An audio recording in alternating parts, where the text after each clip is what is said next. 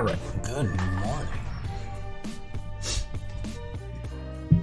Sorry, so the schedule for everything is going to be wild and crazy because it's everything's going to be dependent on whenever my son goes down for a nap.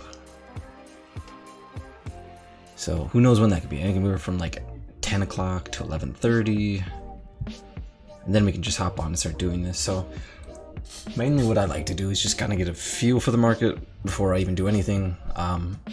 You know, typically I always miss the first hour of action, and if I do, I get a couple 30 minutes or so to kind of really do something with it. But I keep it light. I don't want to do anything too much. We have a bunch of things that I have to do personally in terms of ER plays. So as we all know, like the elections are coming up right around the corner, and that means, you know, it's going to be harder to price in all these things. So we have, like, I think it was like PayPal. Was that one of PayPal was one of them, and Wayfair. PayPal, Wayfair, and what was the other one? Shoot, I'm gonna have to go back and look real quick. There was one more I was reporting, and then it kind of like really tails off. AMC, like the theaters. And then if I can find liquidity on basically anything else, I'll try to do that. Cisco might have some. It's like Diamondback. Yeah, is it Energy this week? Yeah, Energy's this week. In terms of Marathon. What else we got? Wendy's Group? Oh, Wendy's Group is reporting. That's cool. I missed Wingstop. Alright, well that sucks. So AMC, PayPal, Wayfair are the ones that should offer up enough to, without getting crazy with the spreads, make it more easy to manage. And as I'm designing those plays, I'll kind of just walk through my thought process as well. Really kind of how we want to play it. And I'm not going to speak in terms of, you know, you have all these different types of groups. You can have Vanna, you could have, you know, Zoom or whatever, you know, Zoma, you could have Charm, you could have all these other different things. I don't want to talk in that. I just want to make it easy. I want to spark that interest for you. I want you to go pick up a book. I want you to go read it. So everything is going to be broken down to something that's really simple and easy to understand, something that you can put on and know how it's going to work, how it's going to play out, but that it will spark that interest to go pick up that book and really start teaching yourself how to understand these at a different level. So we'll do that a little bit later. I usually like to wait till noonie,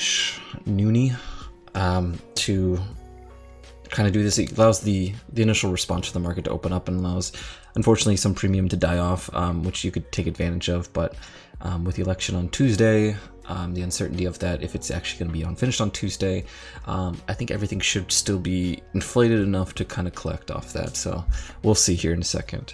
The back end of the week, though, the back end of the week is awesome. Qualcomm, you have Marathon, you have Alibaba, you have GM, AstraZeneca, Regeneron, Bristol Myers, Teva. It's kind of heavy with the biotechs. Dropbox, Uber, Trade Desk, Roku, Square, Peloton, CVS, Marriott. You could do Marriott too. Yeah, so we'll dive into those. Like I tell everybody that ever talks and comes on here, everything is always capped for the safety of the person taking the plays. I don't want this to be you're selling a straddle and all of a sudden you're down like 35k because you get a move like Intel or something, or what's the other one that just went bonkers? There's another one that went crazy, but you don't want to be in those positions. You want it to be capped to your risk tolerance, and you just don't want to lose a lot of money on these. So my perspective going into today as well, I'm going to be looking for, honestly, like let's just do this real fast. So if you pull up, let's just say SPY. Everybody trades SPY. No matter your size of your account, it matters small, no matter if it's large. People trade SPY. People trade SPX for tax reasons. But let's just roll a SPY. It's easy. Everybody knows it. Everybody knows exactly what you're talking about, how to pull it up. So you're sitting on a $3 implied move for today. All right, so it's trading at what are we at? Are we at 31 yet? Or at 30? All right, we're at 30. So 33.30 off of that. Now what are we on here? You can see the screen. So we'll just put it F. We'll just say here and pull it out to. These are wonk lines, but that's fine. So there. Obviously, the pricing is going to be a little bit different. So that's going to be a range that it's pricing in. That the options market's saying, all right, chances of it staying within here are high. If you sell outside of this, you have a higher probability based off of historical vol of the actual product or instrument itself. So that's what we want to work with. So if we were going into today and we wanted to do this right now, actually let's make it SPX just because I don't want to have to keep on looking for 3270 and realizing you just be 327 off that. So you could be selling a, let's just do what?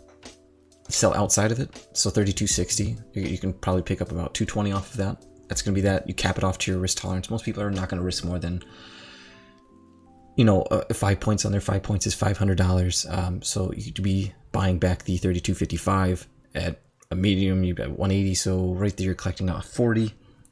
Then you go a little bit outside of this, collect to the top end. Most likely, you're going to get the same type of pricing off that. So if you sell outside these right today, you're going to be picking up close to $100 off of that. And that's the type of action that I am planning. That's what I am anticipating, that no significant move is going to be made unless there's a new poll that comes out. Trump says something that kind of moves the market a bit more. I mean, obviously the stimulus talks they're done for until the election. No one's actually going to trade off of that. So things that are going to bring hope to a candidate, whether Biden all of a sudden makes a push or if a poll comes out that has Trump significantly leading, those are the types of things that I think could be headline drivers for today, but most likely not. Okay, so play within that range, collect your $100 off today, and move on from there. I mean, look at this chop that we've had all morning since there. So we're at right around 3,300 the entire time. Got a 20-point pop off that, and if you thought you were going to continue forward, you're not getting anything out of that. So play to that.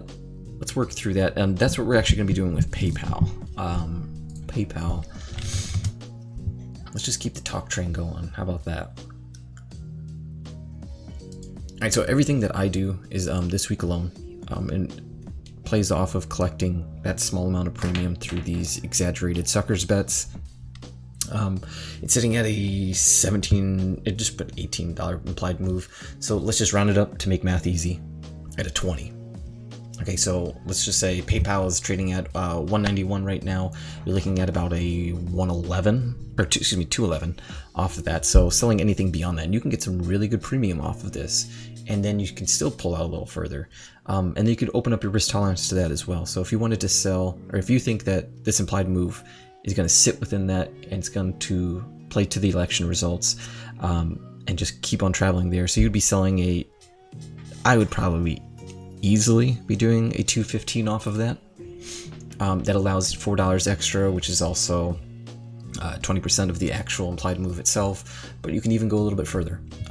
You can go 220, still collect $1.15 off of that, cap it off at 5, collect 40, or cap it off at 10, and just to say, I'm going to call that bluff and say that this doesn't make a 2 standard deviation move, and collect a little bit more. And so if you did what would it be? It would definitely be a 2 standard deviation move if it did that, which would net you about 60. And so you play off of that as well. So 60, you can play that wide and still collect about 120 off of that play. And you can say, I don't care what you do. You can make a giant move that's still within the implied move. You can make no move at all. You can tank into oblivion. Just don't make that 2 standard deviation move, and you can collect 120 off of that. So that's honestly what I'm going to be doing. I'm not going to take any chances this week.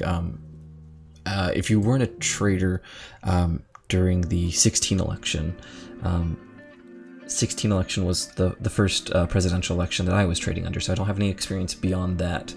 That night was wild. It was the 1,000-point futures swing, and then kind of just the market ran from that night on. So I can only imagine what it's going to do this time around, or if they have everything priced in like they did before. We'll see though. I think that night was so wild because of the Hillary aspect of things, that she was so projected to win that it was a shock when he pulled it out and won. So that's why there was that massive drop and pop and reallocate and continue forward. And I expect that same type of action and movement no matter what candidate wins.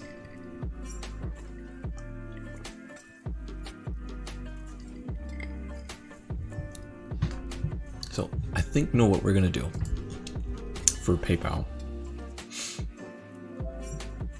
Let's just sell it. Like, let's do.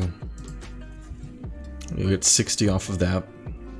What are we looking at? So put it at 30, sell the 60s.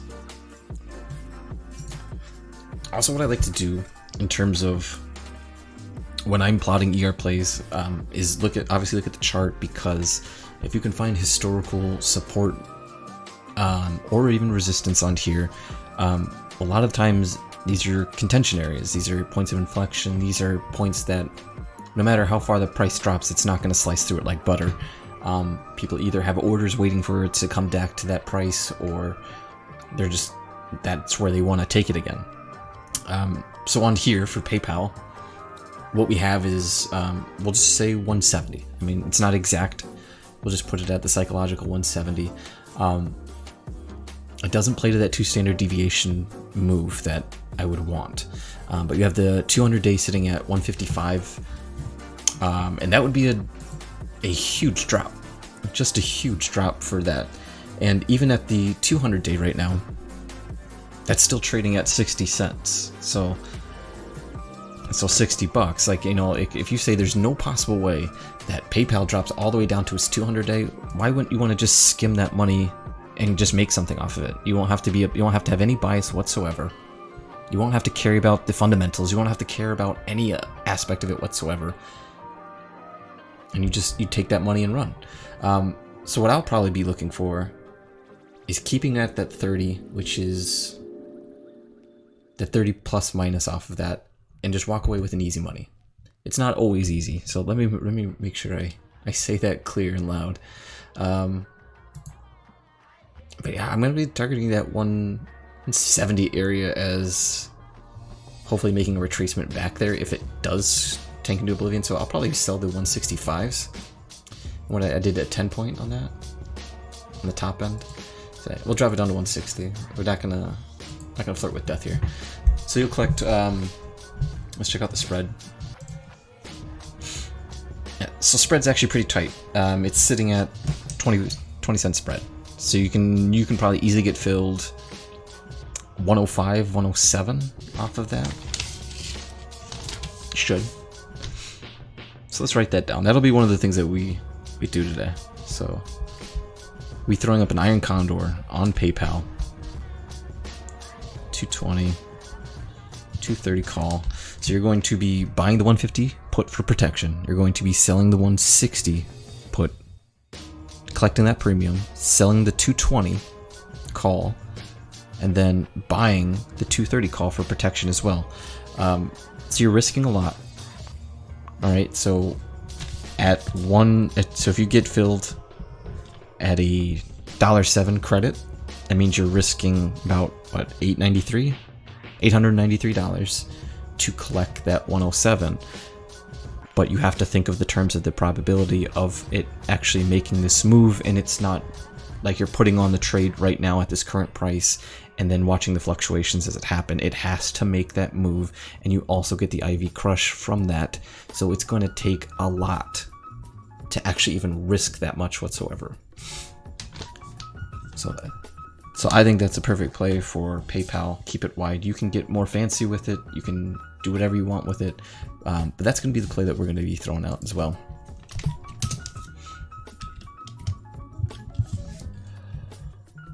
And I'm not looking to trade this little spots right here until we make a giant move under.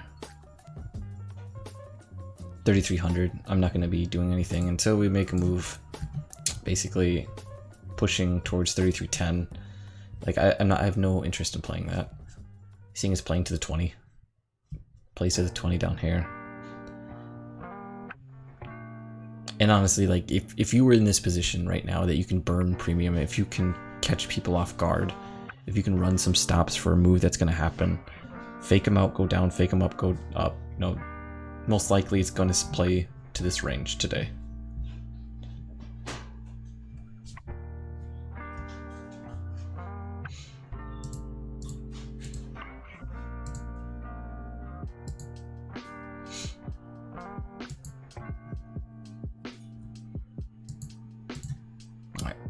And remember, if you do want to get the prizes that we have over here, you just donate, and you can either donate to us at last margin call. Every single penny whatsoever is going directly to JDRF. JDRF is right here, this little bad boy. All money's going there, or you can just donate directly to them and then just show us that you donated. You'll be added to the prize pool, and we'll get you prizes. I think we're gonna do maybe once a week. Maybe we'll just kind of get something, get people involved. That way, it's not like this giant event at the end, and everybody waits at the end to get something in return.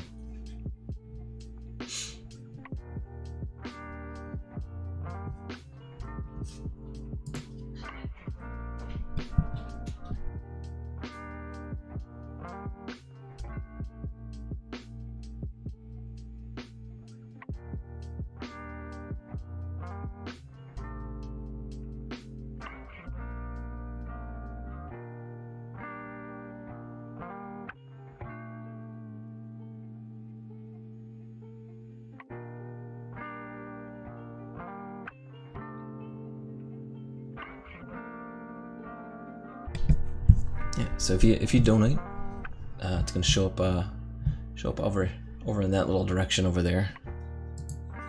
So make sure I get this right, y'all. Over in this corner-ish area, and that way I can keep track of you. That way we have visual evidence that you donated. That way I am also held accountable. I have full transparency on everything. I want people to feel safe. I want people to know that their money is going to a good place.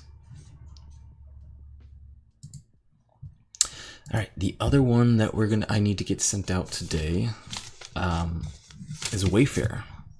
Wayfair has earnings tomorrow morning, so the same logic is applying again. We'll just glance over the chart. Maybe I should do that here. Well, hold on.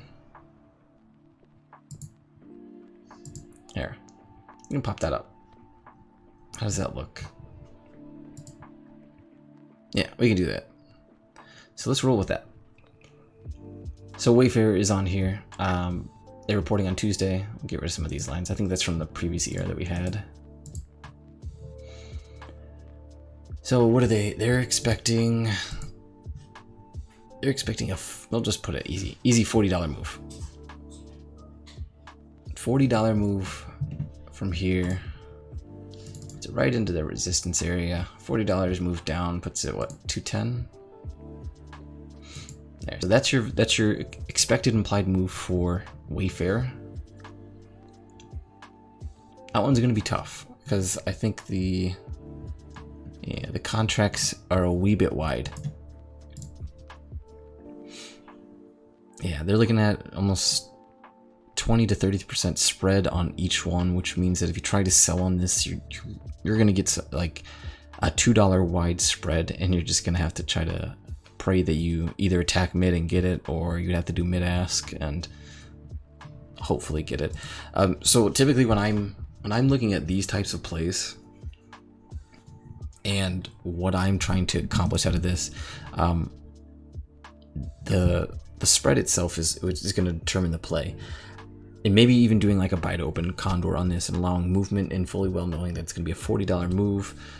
Or what I would be attempting to do is creating a super wide iron fly on this and trying to see if I can capture that. Or another one is doing a broken wing butterfly, and if stocks only go up, then you're looking at maybe setting something up off a 300, 290, maybe 285. Probably, what type of credit would you get off of that? Do the so yeah, we'll buy the 200, maybe sell the 290. Yeah, maybe do a 275.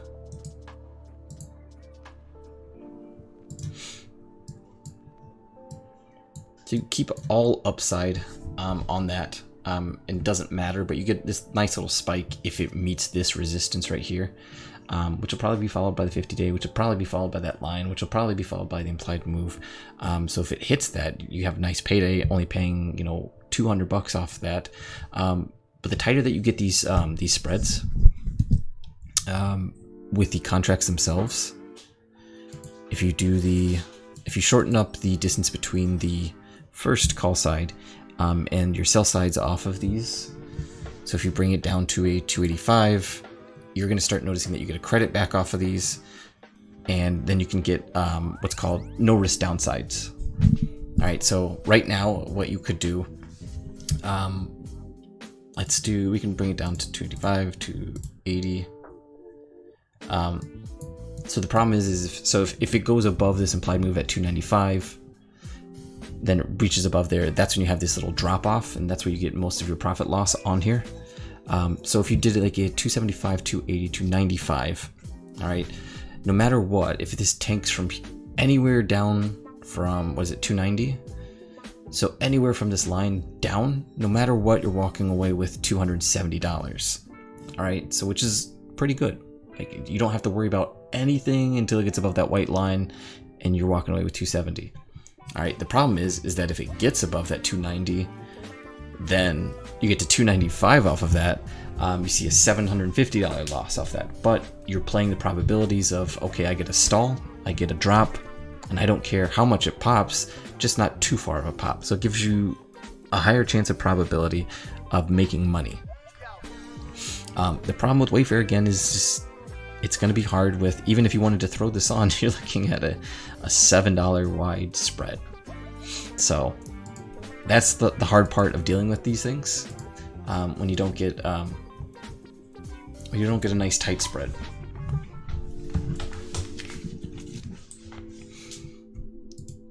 So maybe we'll come back to Wayfair while we try to handle that and deal with that. The other one is AMC. So AMC is just a train wreck.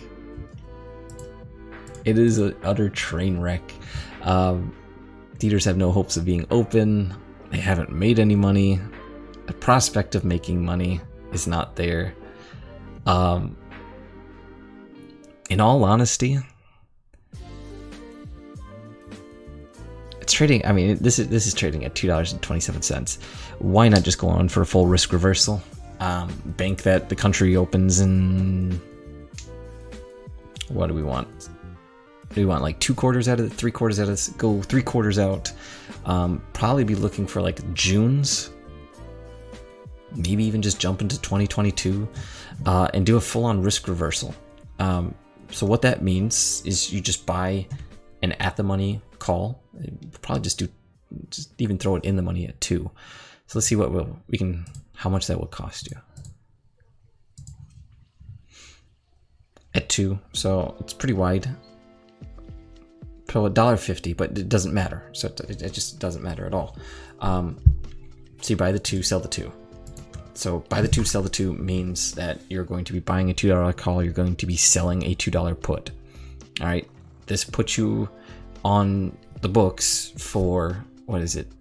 $226 loss if possible, because the value of that $2 put can only drop the stock down to 0, file bankruptcy, whatever. So it's not much, but it leaves you unlimited upside for the next year as everything reopens, movies get back on track, and maybe they come back around to like a $4 or $5 stock. And then depending on how many contracts you have, I mean, that right there alone It's a $10 debit. To put that on. So not much. I mean, you're gonna get a payout if the economy that reopens up. So that'll actually be my play. So it's not really an ER play, unfortunately, but because it's January 22, which is a full year away. But yeah. So if you ever just looked at it, it's just gonna be a diagonal as well. Kind of like a hill essentially, and then your 0 point is going to be your $227 loss. And I'm trying to think of other ways you could do more of a burst in terms of this, but I mean that's the lowest strike possible. So yeah, we'll just roll with that. So it'll be $10 debit. So Wayfair is going to be the other one that we do today. See, this is what I was talking about, that I just don't think you're going to get the movement today, because as it broke down, you got like a 5-point drop off of that, and started recovering back and doing that. If it breaks through again, it's just going to play to this range, it feels like, unless there's a headline.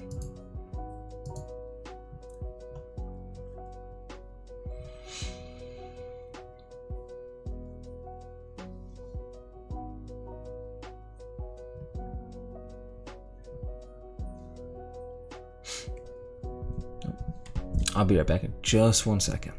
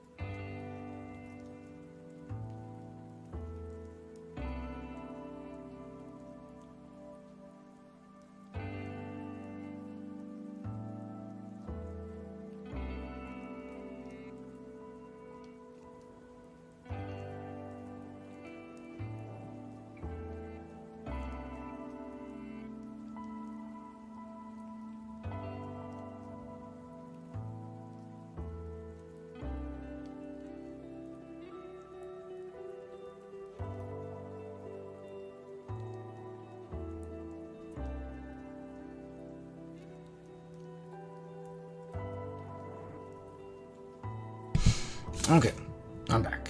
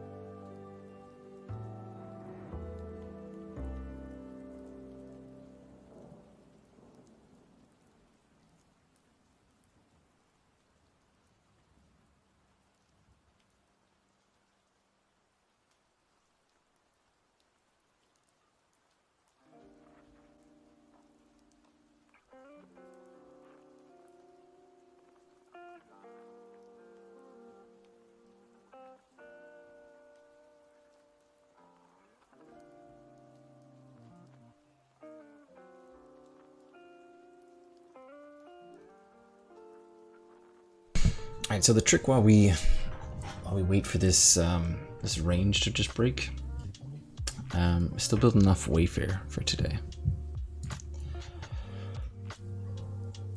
Another thing a lot of people tend to do is wanting to look at unusual option activity when it comes to this.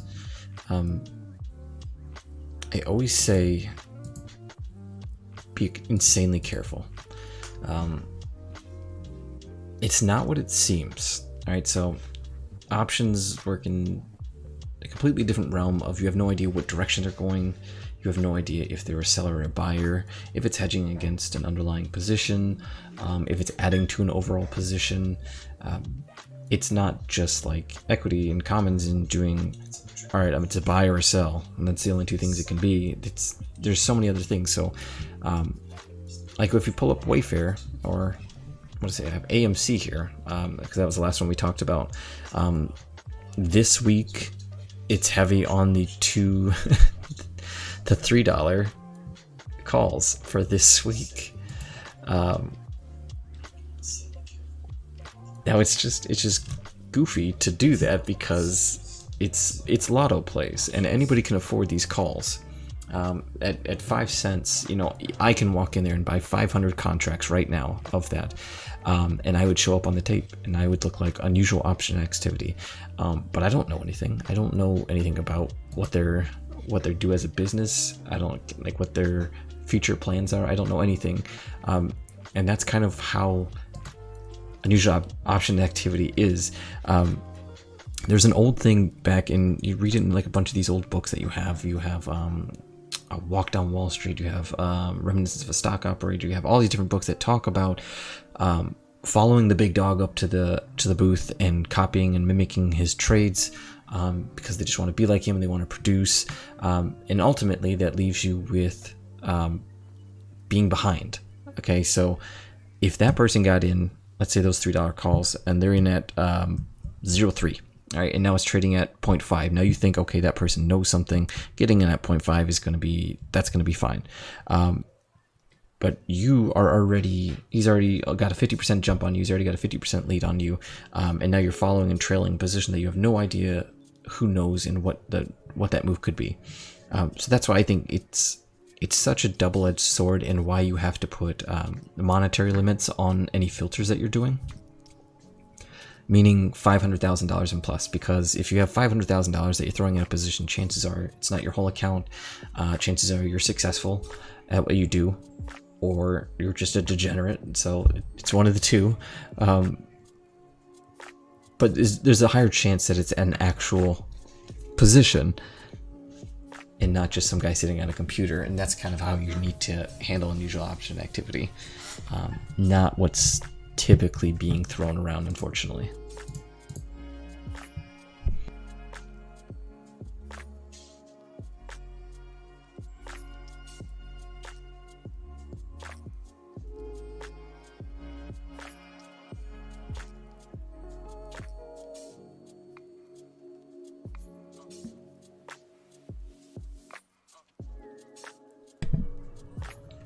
And I am still trying to figure out how we should play Wayfair.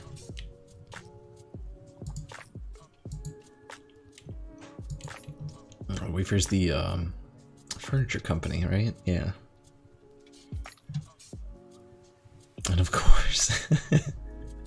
Of course, the largest quantities taken today, Jesus, is the whole November 6th. Why did that? Why is 280 trading at that? That doesn't seem right.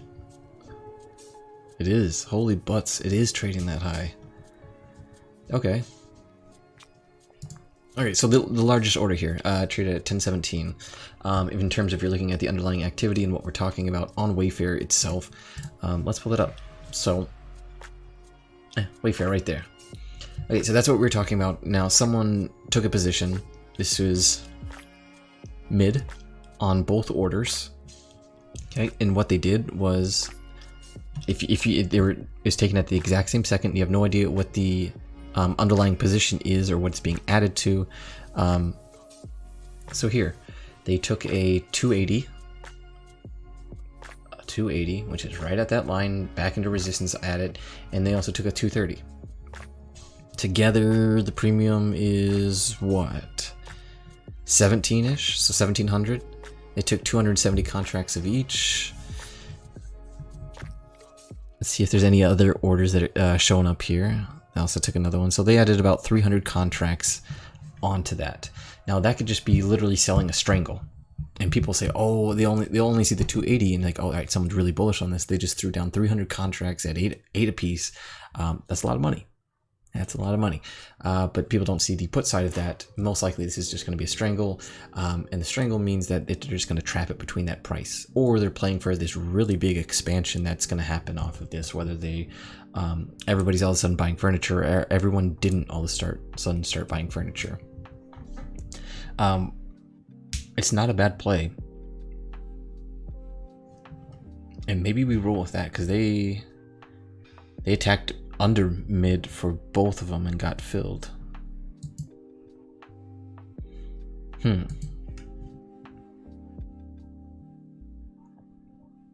I still want to be selling above that 280 or the 295 for the just in case. And I'd love to stick with the 210. And I feel safe doing that, and I would feel comfortable saying, yeah, that's a good play. So the problem is when you get these damn fills, you walk away with 15 on a on a 5 wide strike. You're walking away with $15 because that's how wide the spread is.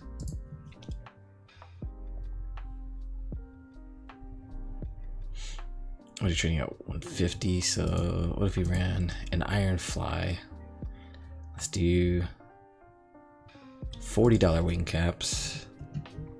If you do $40 wing caps, that should bring it into roughly that same strangle price area and gives you $2,500 credit. We're risking $1,400. Okay, so to play off of that guy, so let's say you wanted to say a big middle finger to that guy. To that guy that just took that position, the 300 contracts at the 280, 300 contracts at the 235s to the downside, and you said, I'm gonna call your bluff. All right, you can walk into an iron fly risking the same amount of premium, actually even a little bit less, at 1,400. All right, and you can say Wayfair is not going to move outside of 220, so right about there, and it's not going to move outside of 280. Which is right about there, right back up there. And you'll collect your $2,500. And that would be the equivalent of his play because he needs expansion on both of those contracts in order to just hit the break-even point. The easiest way to do that is to add the... So if they're trading at 9 to the call side and it needs a 280, he actually needs 289 in order to break even on that. And then he needs to be on a 289 to continue forward and make money off of that, which is why the higher chance and probability of it actually being a sell to open straddle is there. Does that make sense? That's kind of like what I mean when I say, when I talk about sediment and playing off of the chart itself. I hope so. I hope that makes sense.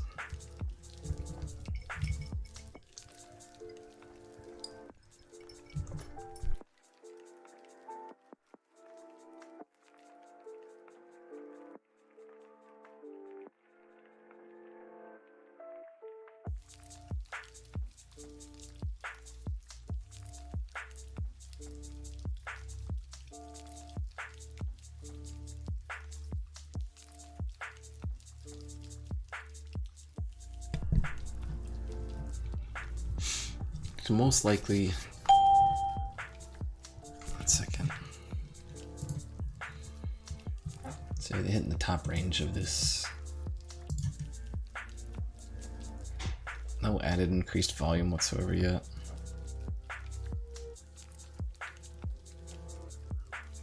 It's still battling the 20 on the 5, which is nothing confirmed yet. I think personally I would just be shocked if we broke out on the day before an election. But the 15-minute sure does look great, doesn't it? Here, make this really easy to see. Alright, yeah, but that was a horrible easy to see. Alright, so anyway, so, you know, when you want to talk about this, what do we have? 2 inverted hammers into shooting star. If you talk patterns, if you talk candlestick patterns. Now we go over to the hourly. A really massive inverted hammer. What is that?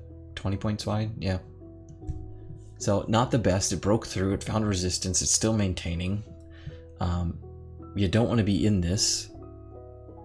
If you're a candlestick player, you don't want to be in that until it confirms under, regardless of the move itself. And then you also have your trend lines. So if you're a trend line player, trend line, I know it's off. But so it just leads right into that 20. I like the 20. That's why I use it. 20 plays into the actual time of day. Plays into how many hours are in the weeks, how many 15 minutes are in this and that, and everything has reason. Everything has reason.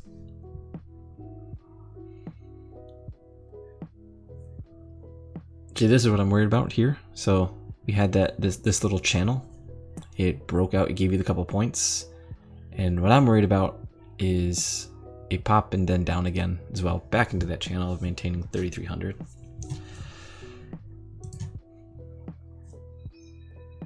I don't want to be caught in this. I don't have the. You can't play non-directional by just taking contracts like here. Like if I could do it, I would just be selling a butterfly right here, play an iron condor within that, to collect whatever, scalping it, getting my little bit of money off of that as time decay goes on. So an hour time decay on it. I can guarantee you'll get more money than trying to guess which direction this is going to break out to.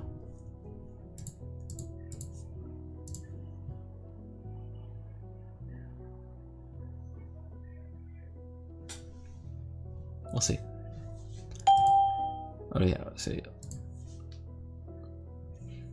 Oh, those little beeps, by the way, those are just larger orders that are coming through. Let me see if I can find them. Yeah. So someone's attacking the bid with a 237, and that's the bid in size that was there when it did it at 3306.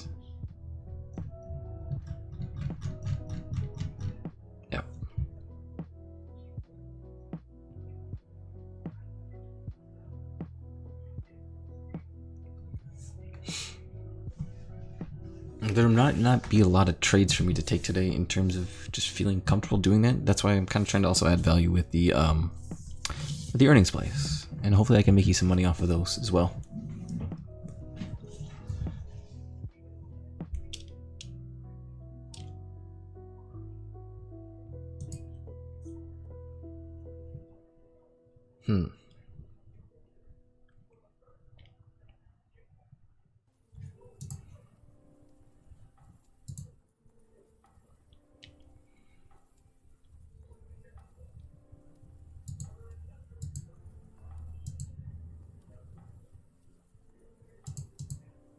Doesn't Yeti report? Yeah, I think Yeti reports this week. I'm pretty sure they do.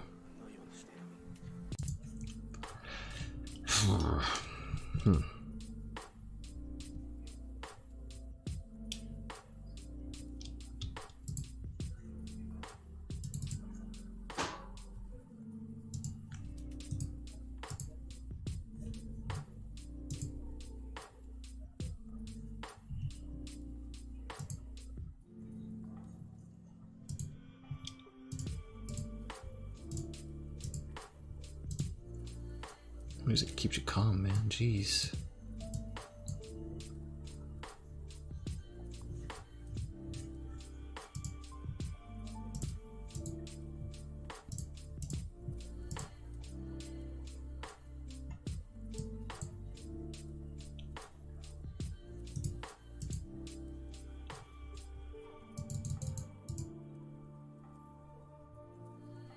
Man, I don't think you could get filled on that.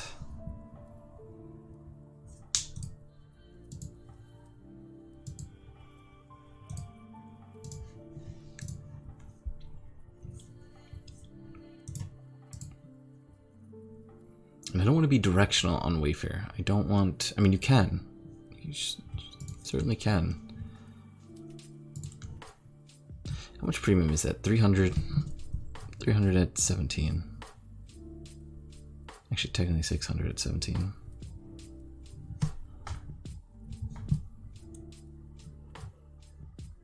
You gotta break out the old trusty calculator.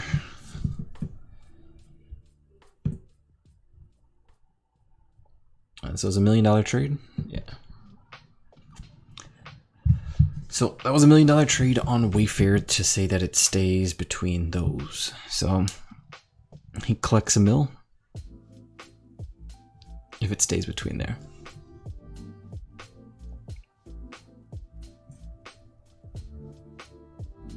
Man.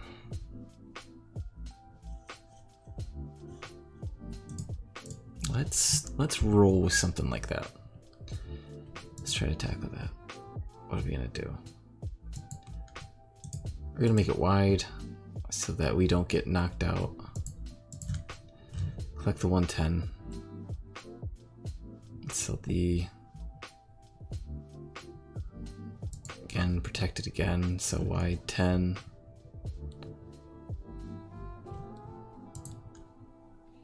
$215. What's the spread on that? It's actually doable. You can hit mid on that and most likely get filled, and since things have been filling bid mid, that's fine. So here's a play. Here's a play for Wayfair. Alright. 205, 215, 300, 310. Alright, let's show that on that here. So what we are targeting here is the same things, okay? This is why we want this area right here. Little support area right before this massive move. So that's what I want to target, and I want that to hit there. That if this all of a sudden just goes boom and craters, I think that it's gonna people find value here or take it up, or you just go right down to the 200-day and you lose. How much you can lose? 750 on that. Or we're gonna move this up to 300. So you can go edit properties, type in your 300, you can move it up to there. Okay, so giant contention area, inflection points of trying to maintain that trend line. It's a breakout above the trend line as well, so it allows that to happen. And you say, I don't care, I'm gonna make my, what are we at here? Mid is still 250? No. 250 is actually below mid, so that's awesome. Yeah, you should be able to get 250 out of this. To say it's gonna stay between here. Here's the last DR. It just went sideways. Let's look at the last one. All right, that was at 234 up into 190, a 50-point gain off of that, and we're playing a, what are you playing, 40? Yeah, 40. Let's do 40. Yeah, so $10 less. Crazy, crazy, crazy. 10 plays off that. Maybe we pull this down to 10 and then just do a 200. How much does that change for there? It's sitting at a mid is 250 on that one. Let's do that one instead. Instead of 215, we'll do 210. Literally give it to that support range. You'll be playing off of, if we do 210, allows you to do down to 207 without losing a dime. So if you do 207 on here, go in here, and you can get actual visual representation of 207 on the chart, and say there, 207. So as long as it doesn't break through 207, you don't lose a single dime. As long as it doesn't break above 300, which is about 303, you don't lose a dime. Otherwise you collect 250. So that's what we're gonna do. It's election week, so wide. All right, let's find this. We'll do 2. Let's see.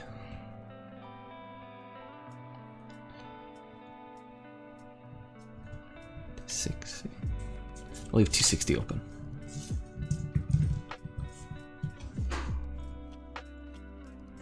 Alright, back to futures. Let's see what happened. So it's finding support off of this range area. I'm more inclined to want to take it.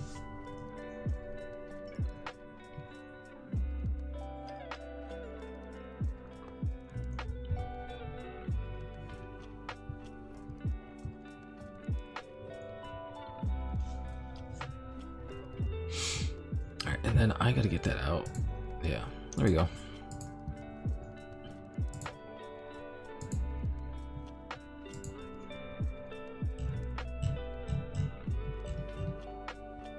Pardon me while I do a little bit of typing. Tippity typing.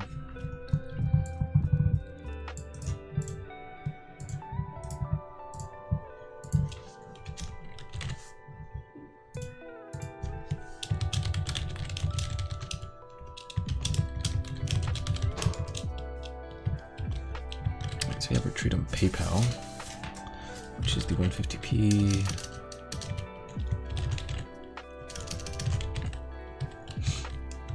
$160p, 220c, 230c, 3 points wide off of 107 credit.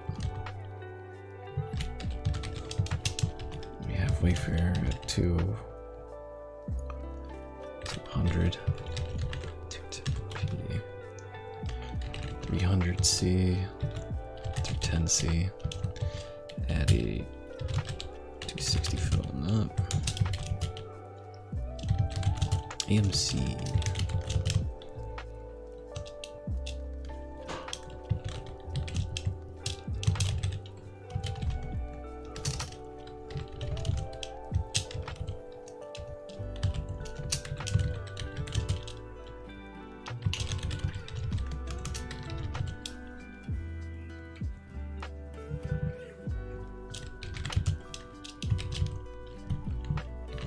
It's $10 DB. Okay.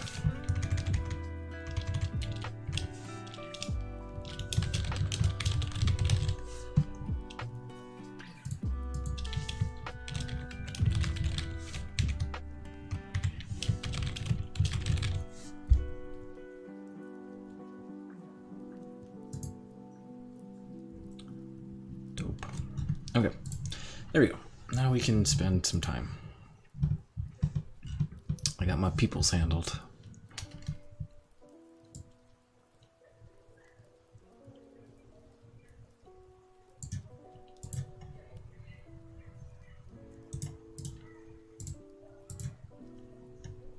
There we go.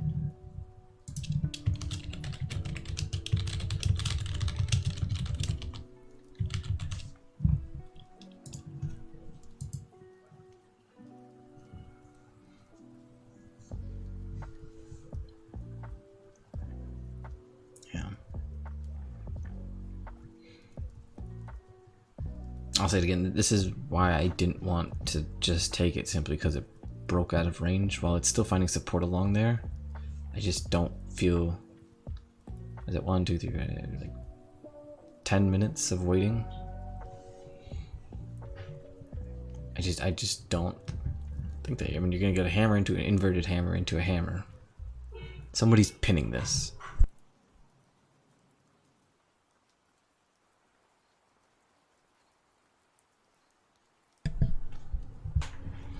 Either that, or someone's gonna let it release whenever they want.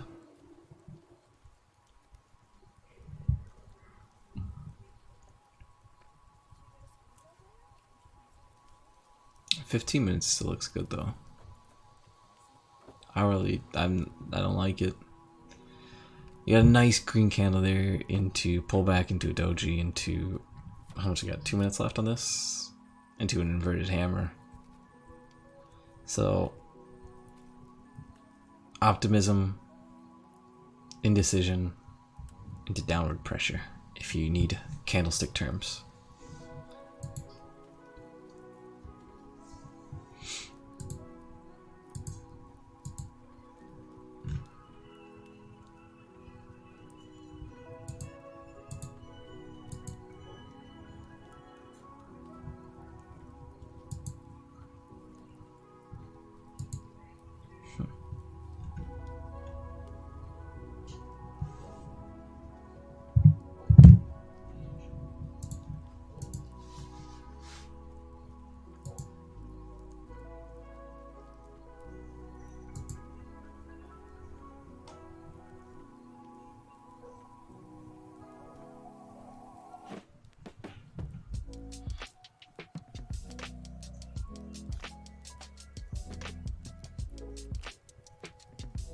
Oh, and if you're new to watching all this, let's do a quick little rundown of just my screen, just so that you're not like confused. I didn't even think about that.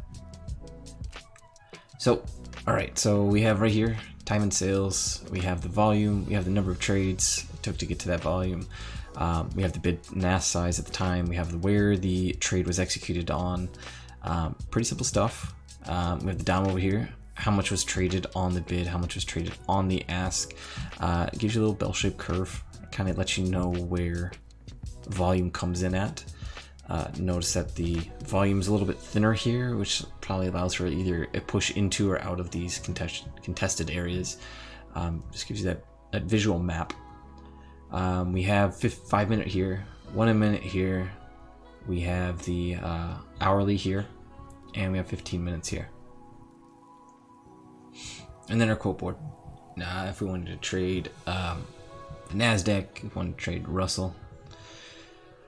What is Uncle Russell doing anyway nowadays? What is he? Is he still tanking? Yeah.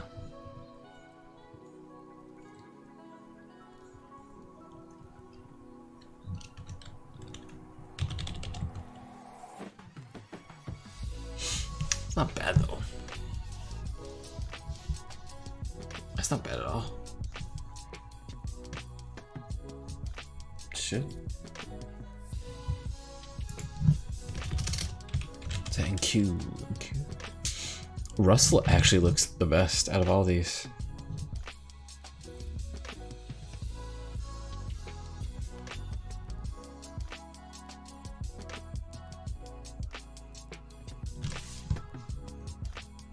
So I might actually toss this up. Is this NQ? NQ, yeah. Okay. So right here, let's see if 1140 holds right here, and you have the whole thing down here, a little fall. But if it starts finding a base right here, you might want. I'm gonna probably try to see if I can get long here. Some type of tech name whatsoever. Who's out there right now that's actually holding up? Microsoft is down, Amazon's down, Netflix is up. What's Apple doing? Apple's down, Twitter's down, yeah. Facebook is, it's about break even. So yeah, so if it finds support right here, then we can start talking about possible inverse head and shoulders, which is just the psychology of a dip that was bought up, a big dip that was then bought up, and then you know, shorts covering essentially is the terminology for it on this final thing. What you want to be looking for right here is kind of like a cup and handle type thing. I was that falling wedges into a inverse head and shoulder, or one of the better explosion things, rather than channeling down. Because if you're channeling down, you're getting the same price action throughout the channel, but if you get that constricting price action within there, which is why I like the falling wedge, it shows more contention.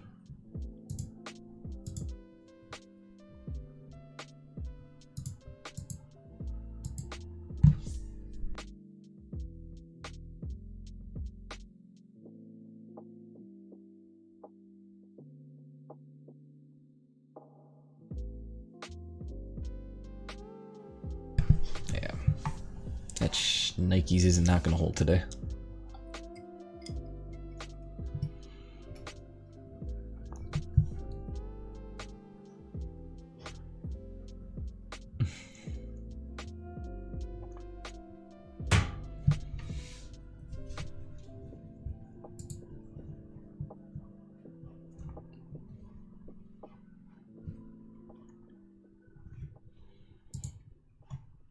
So remember how we were talking about on SPY, where if you were selling those, or if you were selling SPX, you're walking away with 120 on that. On these 0 days, you're basically, data's your friend, and that's how you want to play it. So even if you wanted to do this right now, what are we at? If you wanted to sell the 330 on that and create an iron fly, and usually if you do we'll do $5 wing caps on that. A wing cap is just mean, since it's a butterfly, the wings and how far you want the butterfly to be expanded, and then how much you want to risk on that. So you do $5 away from your strike, and a butterfly is just selling a straddle and capping it. That's why you call it wing caps. I mean, you can still walk away with $222 right now if you sold this. Let's see. What are you playing to? You're playing to... Yeah, you're playing to these numbers right here. You risk 227 on that as well.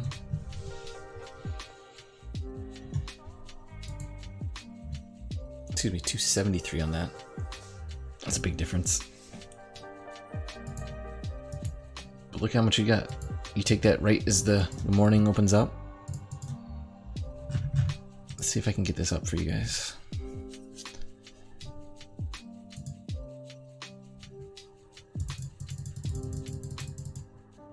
So since we did open up at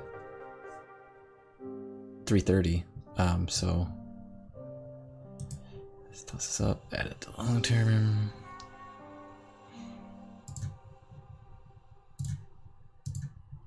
Here. And then where'd we get this day at?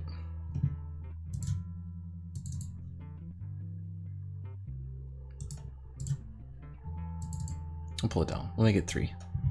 Okay. So this is the one, the chart right here. So if you ran this same play right at the open, which is kind of like what we teach as well too, in terms of selling these 0-day premium strategies, while they are high risk in terms of that, you'll never let them go to the full amount. So you walk in there and you say, today I'm playing to the IM of the day is $3. I'm going to create the $5 wing caps on that. That still plays to the IM. The IM is the implied move. And you take that from, we'll just put it at 3.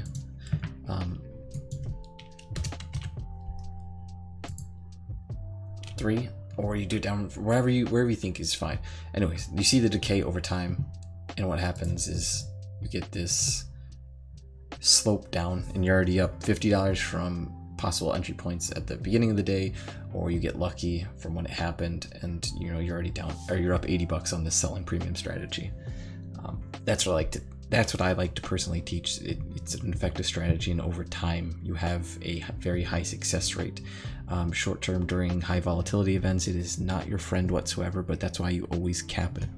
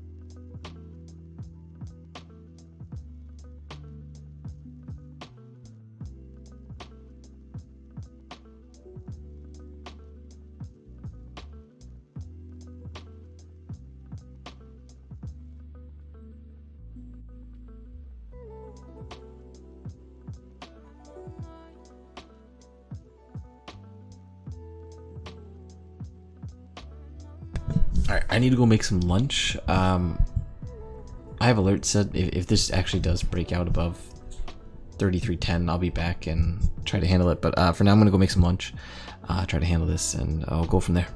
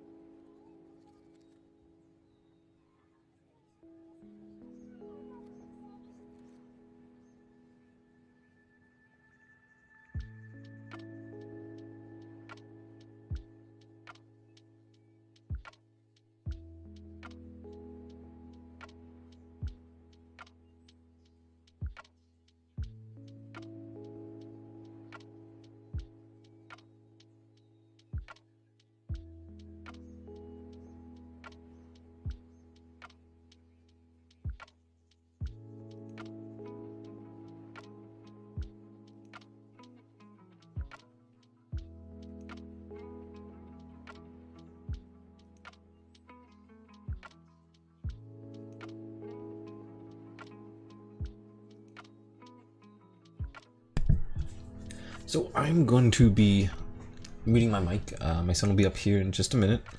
I don't want any background noise that's gonna hear anything too personal, so I'll unmute my mic when I have something to say, or if I see someone type anything, I'll pop back on. I'll be here right behind the desk though. Just a little privacy for family life.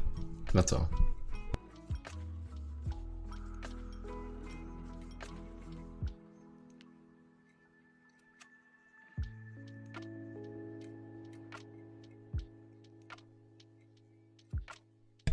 And essentially, especially since I'm doing this all month of November, I don't want my household have to be crickets the entire time of the month of November while I try to make sure that nothing is said out loud. Nothing too embarrassing, at least.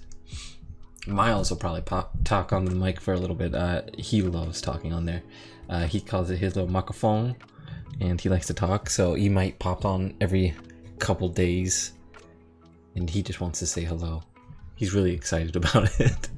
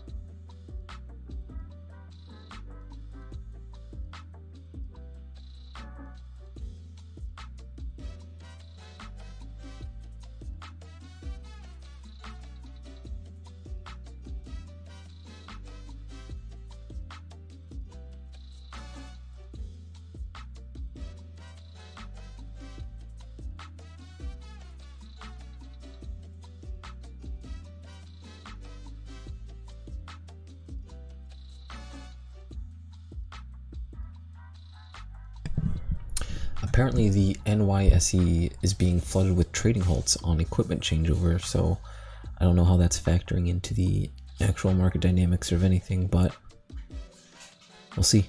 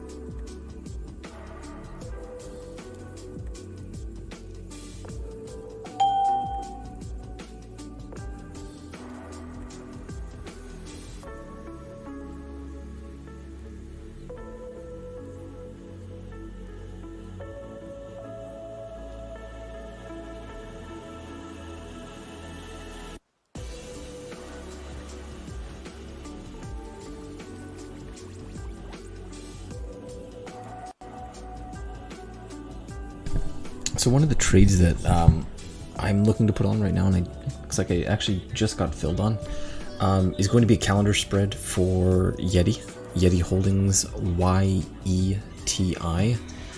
So I'm going to be selling the, one second, let me turn this down real fast. So I'm going to be selling the November 6 55 calls.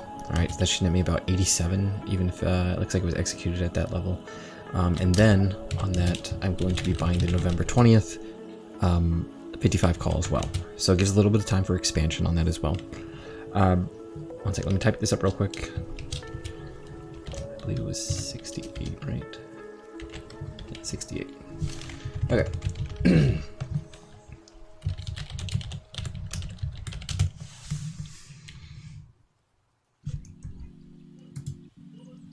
Alright, so the whole idea behind this, let me pull up a chart. Why is it still showing that? Okay, there we go. Alright, the inverse head and shoulders, or excuse me, just the inverse head and shoulders here. So we have the dip off of the initial pie. It was bought back up. Alright, and then it gave it up, and then it was bought back up, and then the shallower dip bought back up, and then market conditions is what the initial thought process behind the plan was a dip. Now it has ER on Thursday. Alright, but very clear and evident inverse head and shoulders plan. If the market proceeds to give that direction, that is why. So that's why I'm selling a short term. I want to collect off that. I'll collect 87 off that. Hopefully, even if by the end of the week it doesn't hit 55, you'll get a bit of expansion on the November 20th 55s to make sure that they don't lose value. You're looking to collect the 87 for what it was, and then continue on and get 2 weeks out of the next one. You're essentially getting a free discount on your November 20th play, so basically 50% off. If you kind of don't know the spread, that's a great way to look at it. All right.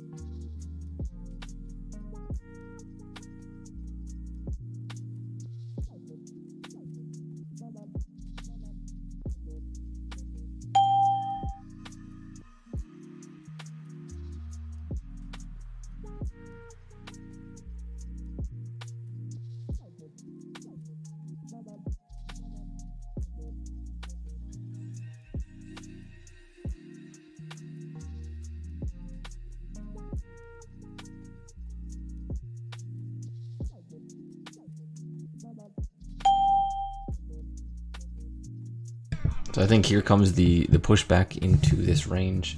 I know there was a bit of a drop, played to the 20. If we get an actual trend break off of this, let's erase this drawing. Let's take it from lows, take it across. All right, played to it, finally broke down. Let's see how it reacts to that teal line.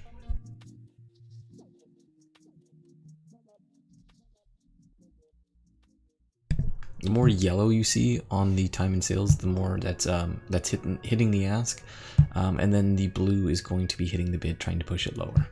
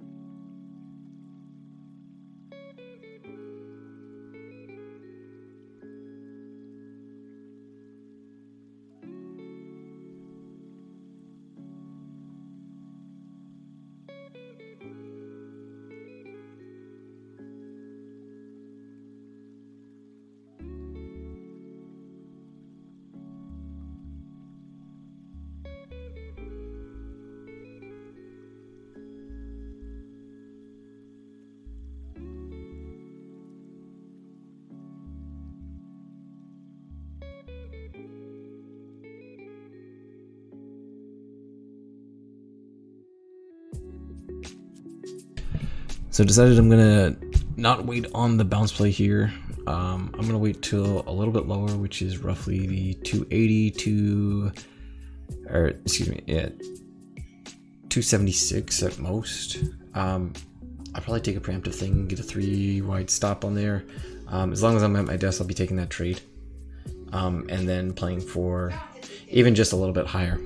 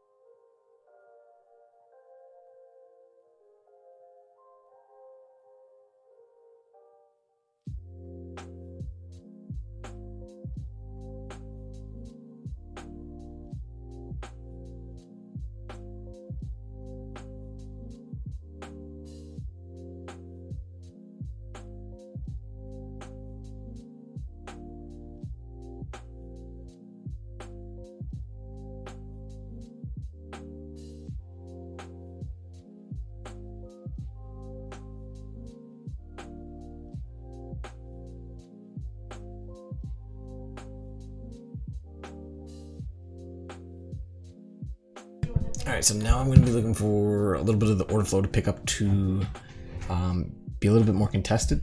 And once it becomes a little bit more contested, hopefully look for a little slight recovery, or in easier terms, more yellow than blue.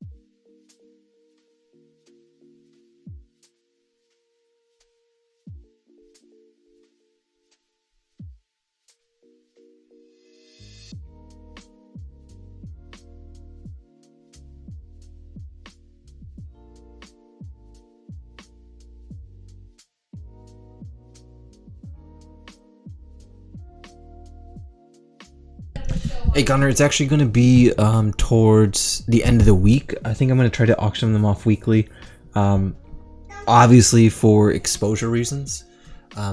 So I can do that. But yeah, so probably we'll look to Friday. We'll do a couple each week. I can do his this week. I'll talk to him later today, and try to figure out if he wants to do it this soon or if he wants to handle the later end of the month as well.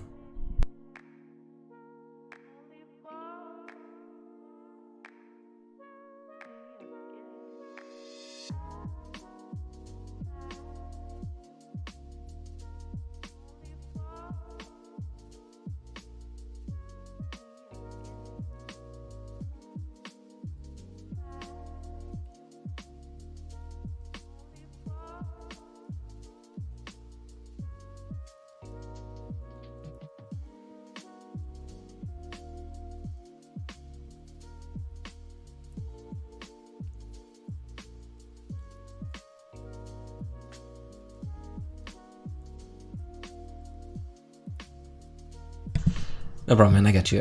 Yeah. So he's gonna be doing a. I think we agreed to like a. It's like a Q&A session. The details behind it, at least, is a Q&A session, and he. You obviously ask him what you want, but the whole thing is things that he's picked up along the way, that has made him a better trader as well. So hopefully that's what you want, and I think I'm not sure the size that he wants. But I mean, I don't see any reason why he wouldn't take more people as well. So there's a good chance. There's a good chance. So prep your questions,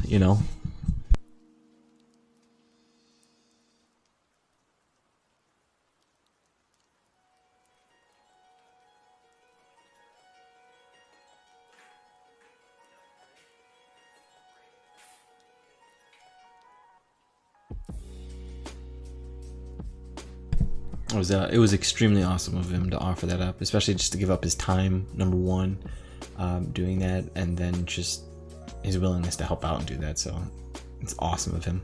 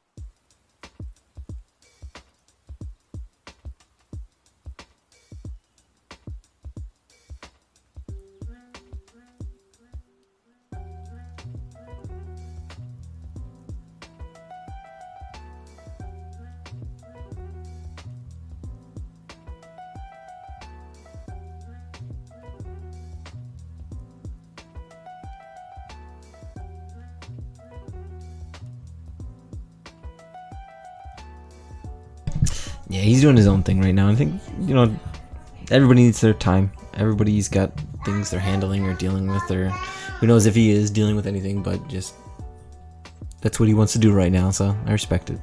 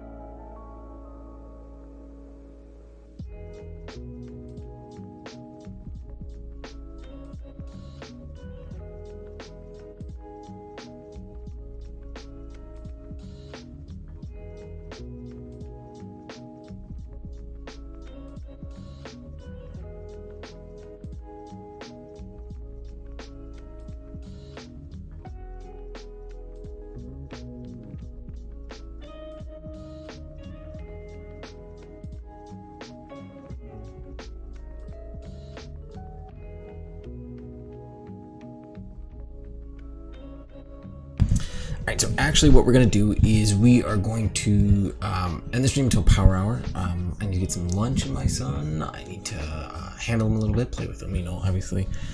Be a father figure to him. So we'll do that. We'll come back power hour.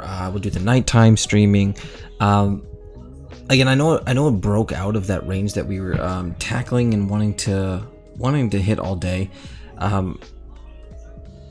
But I just think there's going to be a reversion back, and I know that you could play it here and there, but it seems like a long drawn out thing with a lot of risk right now. I mean, let's just analyze this real quick. You know, like hammer right here, and it dropped. That's why I'm hesitant to take this one. You know, you can always find bias against everything that you're saying, but I just doesn't feel safe right now, and I'd rather run some option spreads that'll make me feel a little bit more comfortable and handle the pullbacks and the changes in the movement itself than tackling the linear progression of that. So I'll come back power hour, which is about an hour and 20 minutes away. You know, just want to spend some time with the family. So I'll talk to you then.